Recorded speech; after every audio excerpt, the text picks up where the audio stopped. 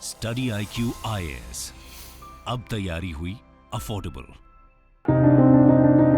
And that's out. Yes, it's all over this time. Lost his nerve. Looked upon the game as a servant. He finishes off in style. A magnificent strike into the crowd. India lift the World Cup. Goes over. Fires the infield. India with a famous win. You look at all the great wins over the years, and I think you'll find very. भारतीय cricket के इतिहास में ये वो क्षण हैं जिन्होंने किसी की आंखों में आंसू ला दिए तो कोई इनको देखकर खुशी से झूम उठा। कहा जाता है कि इंडिया में क्रिकेट सिर्फ एक खेल नहीं बल्कि एक इमोशन है।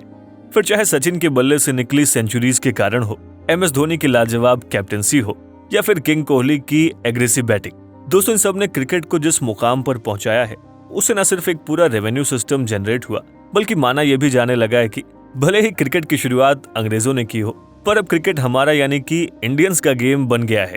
स्वागत है आप सभी का स्टडी IQ में।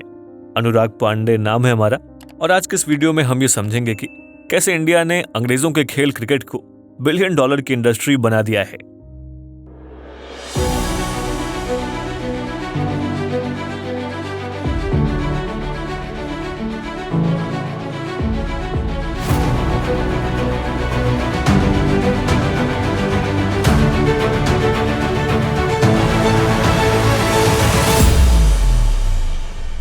दोस्तों आज ग्लोबली 105 कंट्रीज क्रिकेट को खेलती हैं। हर कंट्री में इसके लिए क्रिकेट बोर्ड भी होता है और इंडिया में क्रिकेट की ऑफिशियल और प्राइमरी गवर्निंग बॉडी है the board of control for cricket in India यानी कि BCCI।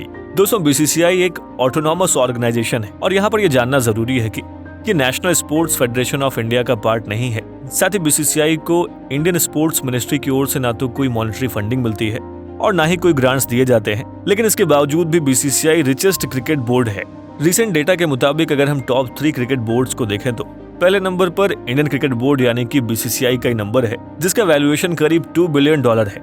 Second richest cricket board South Africa है जिसकी वर्थ $79 बिलियन और थर्ड है England and Wales cricket board जिसकी वर्थ $59 मिलियन की है। दोस्तों इससे आप ये समझ सकते हैं कि कैसे इंडिया ने इंग्लैंड के क्रिकेट को इंडियन बना दिया है। अगर हम BCCI के रेवेन्यू स्ट्रक्चर की बात करें तो इसमें कुछ पॉइंटर्स हैं जो बोर्ड के रेवेन्यू मॉडल को समझने में मदद करते हैं। ये सच है कि अपने इनिशियल ईयर्स BCCI के इकोनॉमिक गेन्स के लिए टफ रहे हैं, लेकिन इंडियन क्रिकेट के ग्रेजुअल सक्सेस के साथ ही साथ BCCI के कई राइट डिसीजंस ने इसे दुनिया का रिचेस्ट क्रिकेट बोर्ड बनाने में हेल्प की। दोस्तों इंडियन क्रिकेट बोर्ड ने जब 1987 का वर्ल्ड कप होस्ट किया तब धीरू भाई अंबानी के चैरिटेबल मूव के साथ ही BCCI को रिलायंस ग्रुप की $1 मिलियन की स्पॉन्सरशिप मिली और तब से अब तक BCCI ने सक्सेस को ही देखा है। आइए बात करते हैं BCCI के रेवेन्यू मॉडल की। दोस्तों BCCI के मैसिव सोर्स ऑफ इनकम में से एक है ब्रॉडकास्टिंग मीडिया राइट्स। जिस भी मैच में इंडियन क्रिकेट टीम फीचर होती है बोर्ड उन मैचेस के मीडिया ब्रॉडकास्टिंग राइट्स नेटवर्क्स को एक ह्यूज सम ऑफ मनी के बदले ग्रांट करती है, क्योंकि जिस भी क्रिकेट मैच में टीम इंडिया खेलती है उसमें एक लार्ज ऑडियंस अट्रैक्ट होती है और इसमें इंडियन क्रिकेट के बिग बॉयज का रोल हमेशा से बड़ा रहा है। और देखा जाए तो वर्ल्ड कप के दौरान मैन इन ब्लू का चार्म बहुत ही अलग होता है। ऐसे में BCCI का ब्रॉडकास्टिंग गेम काफी वैल्यूएबल हो जाता है और मीडिया राइट्स के लिए BCCI काफी बड़ा अमाउंट चार्ज करता है। दोस्तों हम अगर इंडिया में साल होने वाले वर्ल्ड कप की बात करें तो एक्सपर्ट्स के मुताबिक 2023 से 2017 तक के साइकिल के लिए BCCI अपने मीडिया राइट्स करीब 10,000 करोड़ में सेल कर सकता है, जबकि 2018 से 2023 तक के राइट्स डिज्नी हॉटस्टार ने 6,138 करोड़ में खरीदे थे। आपको बता दें कि 2008 में BCCI ने IPL के मीडिया राइट्स के डील आने वाले 10 सालों के लिए multi screen media Sony network India और द वर्ल्ड स्पोर्ट्स ग्रुप को दी थी।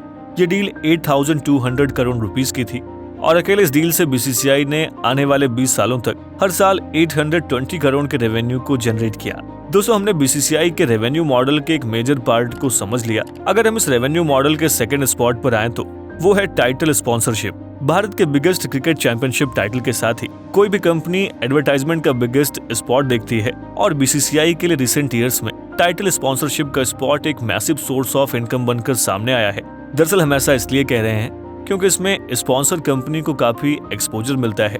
ज्यादा एक्सपोजर यानी कि एडवर्टाइजमेंट का ज्यादा स्पेस, बिगर लोगो, इनहैंस्ड टाइम स्लॉट और ट्रॉफी एरिया में कंपनी का नाम और लोगो जैसे कई सारे बेनिफिट्स स्पॉन्सर कंपनीज को मिलते हैं मौजूदा समय में अगले 4 सालों के लिए टाइटल स्पॉन्सरशिप के राइट्स 197 कम्युनिकेशंस को सोल्ड किए गए हैं। और आपको बताते चलें कि ये वही कंपनी है जो पेटीएम को ओन करती है। दोस्तों, कंपनी ने बीसीसीआई को इन एक्सक्लूसिव राइट्स के लिए करीब 203.28 करोड़ रुपए पे किए हैं। देखा जाए तो बीसीसीआई के रेवेन्यू मॉडल में ऑफिशियल टीम स्पॉन्सरशिप का भी एक ह्यूज कंट्रीब्यूशन है। आपको इंडियन नेशनल क्रिकेट टीम की जर्सी पर सहारा का लोगो तो जरूर याद होगा, जिसको इंटरनेशनल क्रिकेट स्टेज पर भारत के कई दिग्गज खिलाड़ियों ने पहना भी। जरा आप सोचिए कि इससे कंपनी को कितनी पब्लिसिटी और मार्केट बेनिफिट मिला होगा।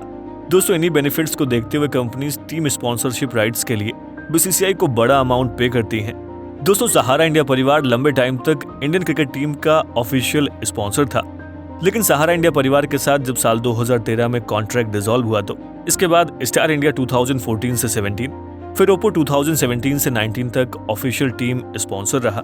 इसके बाद 2019 में बायजूस ने 1079 करोड़ में 2019 से 22 तक के लिए भारतीय क्रिकेट टीम की टीम स्पॉन्सरशिप ले ली। फिर इसके बाद जुलाई 2023 में ये टीम स्पॉन्सरशिप के राइट्स ड्रीम 11 ने 358 करोड़ में 2026 तक के राइट्स अपने नाम कर लिए हैं। साथ ही जो कंपनी टीम की ऑफिशियल किट स्पॉन्सर करती है, वो भी जर्सी में अपने लोगों के प्लेसमेंट के लिए बीसीसीआई को एक मैसिव अमाउंट पे करती है। देखा जाए तो इंडियन नेशनल क्रिकेट टीम का पिछला स्पॉन्सर नाइक था और इस कंपनी ने अपने 5 ईयर के डील में हर साल बीसीसीआई को $12.13 मिलियन पे किए, यानी 5 सालों में करीब $60.6 मिलियन। दोस्तों, 2020 में नाइक से कॉन्ट्रैक्ट खत्म हो गया था। हाल ही में एडिडास के साथ बीसीसीआई ने 5 ईयर्स की डील की है, जिसकी फाइनेंशियल डिटेल्स अभी रिवील नहीं हुई है। देखा जाए तो इतने बड़े स्पॉन्सर्स और ब्रॉडकास्टिंग डील्स की वजह से ही आज बीसीसीआई दुनिया के 3 बड़े क्रिकेट बोर्ड्स में से एक है और millions of Indian cricket fans की ह्यूज व्यूवरशिप की वजह से बीसीसीआई कई मैचेस में मेजर शेयर को अर्न करती है। अगर बात 2019 और 20 के क्रिकेट की करें तो बीसीसीआई ने करीब 950 करोड़ का रेवेन्यू अर्न किया था। और दोस्तों, इन सब के अलावा बीसीसीआई के एक और रेवेन्यू मॉडल यानी कि इंडियन प्रीमियर लीग की बात करें तो ये दुनिया का biggest domestic T20 cricket tournament है। IPL one of the most attendant, marketable और सबसे ज्यादा देखा जाने वाला स्पोर्ट इवेंट है। ऐसे में ये नेचुरल है कि बीसीसीआई क्रिएटेड आईपीएल ने मैसिव अमाउंट में रेवेन्यू जनरेट किया है। बीसीसीआई आईपीएल के जरिए कई तरह के रेवेन्यू को प्रोड्यूस करता है, जैसे कि पूरे इवेंट के दौरान अलग अलग तरह के एडवर्टाइजमेंट्स, स्टेडियम टिकट्स और फ्रेंचाइजीज की अर्निंग में से भी कुछ हिस्सा बीसीसीआई का होता है। और ये सभी सोर्सेज बीसीसीआई के टोटल रेवेन्यू का एक मैसिव पिक्चर जनरेट करती हैं। दोस्तों, अगर सिर्फ आईपीएल के मीडिया राइट्स की बात करें तो 2018 से 2022 तक के मीडिया राइट्स के लिए जहां हॉटस्टार ने 16,347 करोड़ बीसीसीआई को दिए थे, वहीं 2023 से 2017 तक के साइकिल के लिए वायकॉम 18 ने उसी मीडिया राइट्स के लिए बीसीसीआई को 23,705 करोड़ रुपए दिए हैं। यानी कि 5 सालों में ही इसी एक चीज से बीसीसीआई ने कितना प्रॉफिट कमाया है वो आप खुद ही देख सकते हैं। दोस्तों, भारत ने बीते कुछ सालों में क्रिकेट को पॉपुलराइज करने और उसे लग्जूरियस बनाने के लिए कई स्टेडियम भी बनवाए हैं, जो न सिर्फ वर्ल्ड क्लास के हैं बल्कि उनमें मैच देखने के लिए भी लोगों की दीवानगी अलग ही होती है। इसके सबसे बेस्ट एग्जाम्पल के रूप में हम नरेंद्र मोदी स्टेडियम या फिर धर्मशाला के खूबसूरत वादियों में बने स्टेडियम को ले सकते हैं, जहां के टिकट सेल्स से भी बीसीसीआई करोड़ों का रेवेन्यू जनरेट करता है। ऐसे में आप ये समझ सकते हैं कि इंडिया में क्रिकेट का क्रेज कितना ज्यादा है।